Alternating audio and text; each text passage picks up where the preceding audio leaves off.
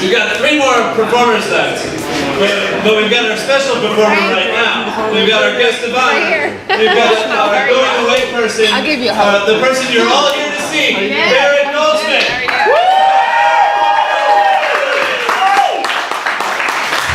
Hey guys, thank you all for coming out. Thank you. Thank you. So give it up for all the comics you've seen so far. I really wanted them to be part of it. I feel weird though, everybody's giving me all these tributes and it's very sweet, but I'm going to be coming around like a lot because like my family lives here and I'll be doing shows here. So I'm being like that guy that quits at your office but he keeps showing up expecting everybody to be all excited about it, like, oh, Craig's back? Oh, yay. All he's going to do is fucking impressions, Jesus. I was talking the other day to this girl named Camille, and I thought that's a really pretty name, Camille, but I think it might be kind of shitty sometimes because you never know if somebody's yelling your name or it's just like a retarded kid calling somebody over. Camille! Camille! Camille!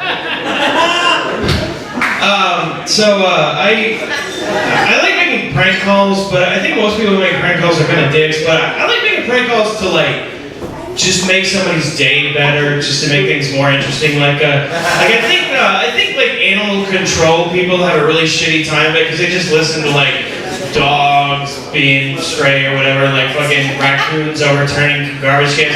But I like to call and report mythical creatures because that can really brighten somebody's day. Like you call and you're like, hey man, I'm looking out here in my pasture and there's a creature that is half lion, half eagle, and 100% not welcome on my property. Also, I think my neighbor's dog is an Islam.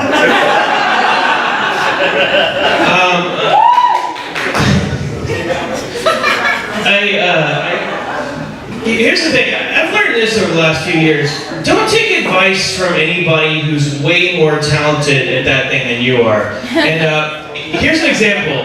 I'm single a lot, and I'm always getting dating advice from people who are way more attractive than me. But it's never actual advice, it's just like a narration of the process with a bunch of instructions that I can't execute. Like, alright, first, you're gonna get her phone number, then you're gonna take her to dinner, then you're gonna get a third date. Like, whoa, hold on, we are breezing right through this thing. I don't know how to do literally any of the things that you just said. Like, I need to go back and do some remedial stuff. That's why, like, really elite professional athletes make terrible coaches, especially for, like, the lower levels. Like, imagine if LeBron James was coaching, like, a 40-year-old YMCA men's league. He's in that huddle like, all right, this is what we're going to do. We're going to get the ball. Kevin, you're going to do a reverse windmill from the free throw line and dunk it right in. All right, hands in. 1, 2, 3. Wheelchair Celtics.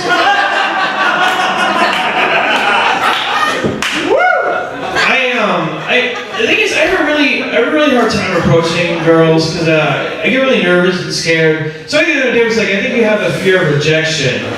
Like, I think you've never seen an open mic. Because that's pretty much just crystallized rejection with a microphone. Like, seriously, like, that's not exactly falling onto a soft featherbed of acceptance and validation.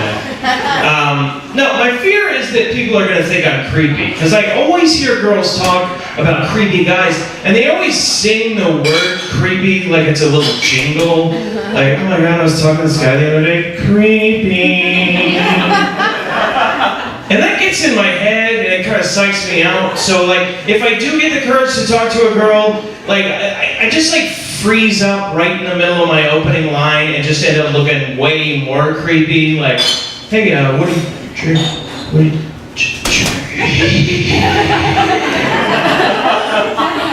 And that's not like the jingle creepy, that's full on operatic, like, creepy! The thing is, I know deep down that I'm not that creepy, because to be really creepy, you have to be like really patient and dedicated and have a lot of focus. I don't have that kind of attention span.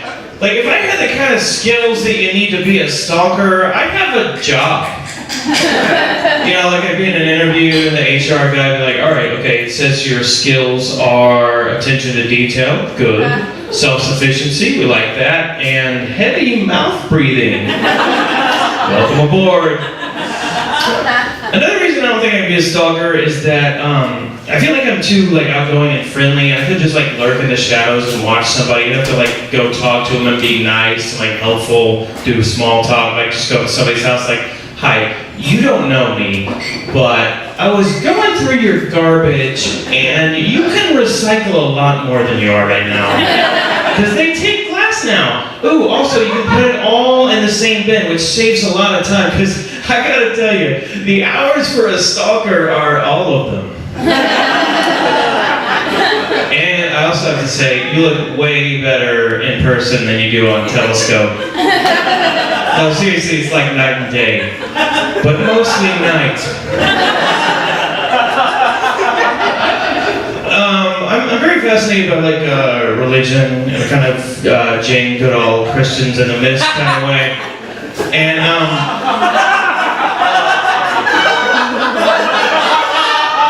I'm really fascinated by how people talk about how vindictive and wrathful God is in the Old Testament. Oh, they're going Old Testament on that. That's true, but I think it's better when it gets more creative. Because everybody talks about the plagues and the floods and everything, and he treats that guy Job like he's a Salem's character created by a psychopath. I'm gonna kill his kids and his wife and get it boils on his skin and kill all his plants and his friends make fun of him and walk into the wall. I hope your faith rating stays high. But I think it's way better when he gets psychological with it and really tries to mess with people. A good example is the story of Abraham and Isaac. God asked Abraham to kill his son Isaac, and he's gonna do it. He's on board. But right before he's gonna do it, God just jumped in. He's wait, stop! Hidden camera, smile. You're on Genesis. He's you got me. You totally got me. Wait, when's this going? Are we live? I hate you, Dad. I also think it's interesting, maybe ironic a little bit, that Jesus was crucified on a cross made out of wood. Because that means that somewhere in Judea, there's a carpenter that got a really big order and got to knock out a competitor. Which, that's a Good Friday.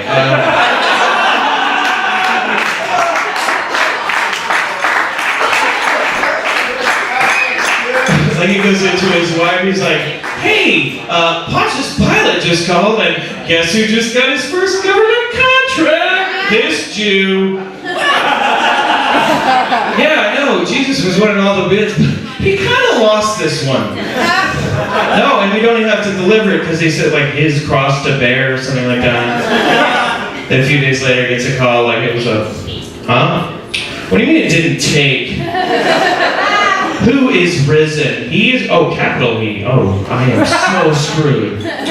Another thing I've always wondered is why Christmas is a way bigger deal than Easter. Because I think that what Jesus did on Easter was a little more impressive than what he did on Christmas.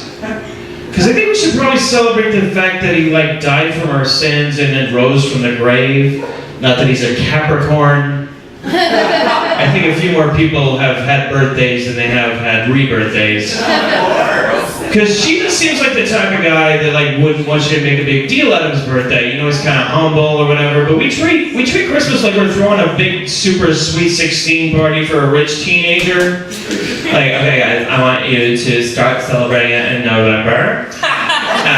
I want you to play the party music in every store and restaurant in the world for 2 months. And I want you to light up this big fucking pine tree in Times Square. Okay, thanks, bye.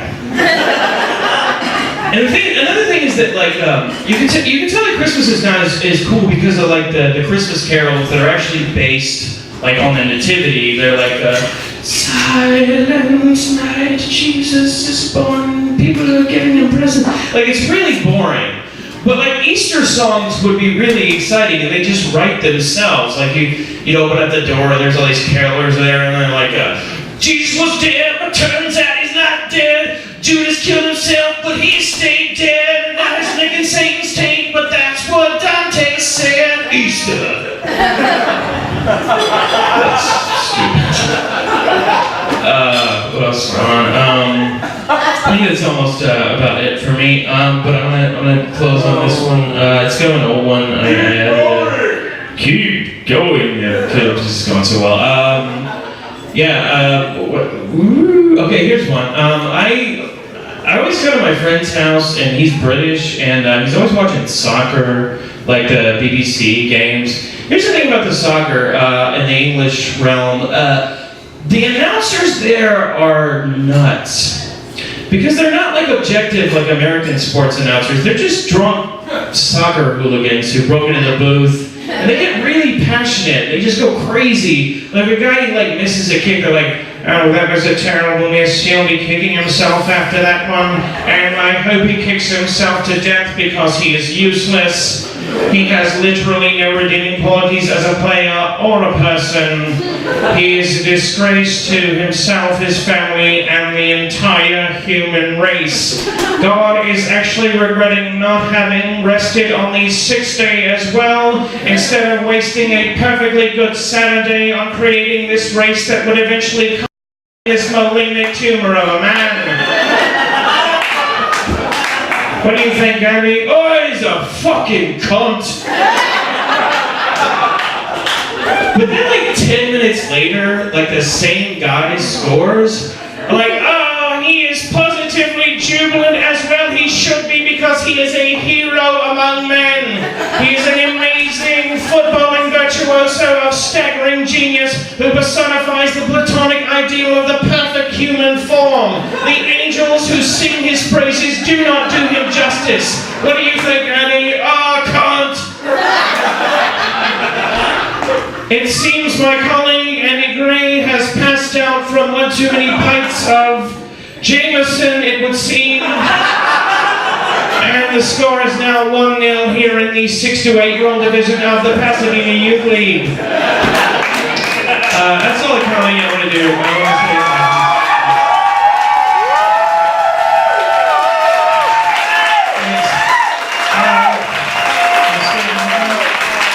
I just want to thank you all again for coming out, for doing this, and for everybody who's part of the comedy scene. I love you guys all. You guys have become a second family to me. And I love each and every one of you. I'm going to miss you a lot. And I'm going to totally come back. It's going to be really annoying. But every single one of you guys means a lot to me. And seriously, thanks you guys all. You're very talented. I think there is a very good future for the Houston comedy scene. And I hope to come back and check it out soon. Thanks, guys.